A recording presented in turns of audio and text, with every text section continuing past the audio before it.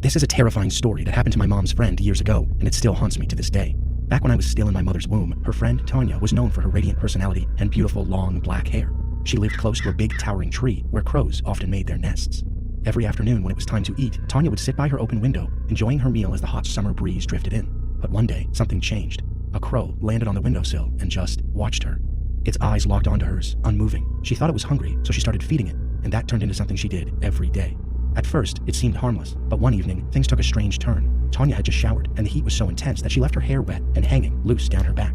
There were only 4 people in the house that night: Tanya, her cousin, her brother, and his friend. Her parents were out of town for surgery. That night, she ate dinner, but her hunger was insatiable. It was like she hadn't eaten in days. The next day, she was bedridden with a burning fever.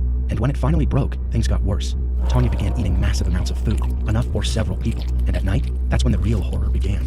She started roaming the house, opening the refrigerator, smashing bottles, dragging chairs, knocking on walls. It was as if she wasn't in control anymore.